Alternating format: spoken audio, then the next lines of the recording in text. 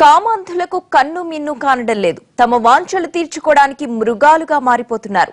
మైనర్లను కూడా వదిలిపెట్టడం లేదు. బెదిరించి మరీ లొంగదీసుకుంటున్నారు. సికింద్రాబాద్ లో 3 కుర్రాళ్లు 2 మైనర్లను అత్యాచారం చేసిన సంఘటన ఆలస్యంగా వెలుగులోకొచ్చింది. ఓ కామాంధుడి కోరికకు సికింద్రాబాద్ లో 2 అక్కా చెల్లెళ్లు బలయ్యారు. మొదట అక్కకు లైనేసి ఆమె పడకపోవడంతో ఆమె చెల్లిపై కన్నేశాడు ఓ ప్రబుద్ధుడు. అక్కడితో ఆగక ఆమెకు వరసైన చెల్లైన మరో మైనర్తో తన కామవాంఛ తీర్చుకున్నాడు. సికింద్రాబాద్ మారేడుపల్లిలో ఈ దారుణం చోటు చేసుకుంది. లక్ష్మీనగర్లో నివాసముంటున్న ఓ కుటుంబంతో సన్నిహితంగా ఉండేవాడు గణేష్.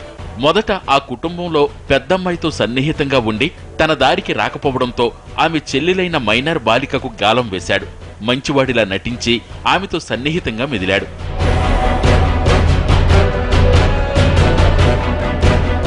మాయమాటలు చెప్పి ఆ మైనర్ బాలికతో పాటు వరుసకు చెల్లైన మరో బాలికని తనతో పాటు తీసుకువెళ్లాడు.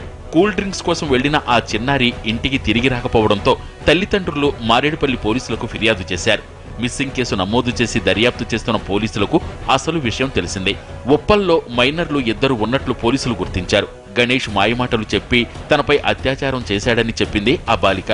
గణేష్ మరో 2 మిత్రులు కలిసి తనతో పాటు తన చెల్లెల్ని బంధించి 2పైన అత్యాచారం చేశారని బోరును విలపించింది.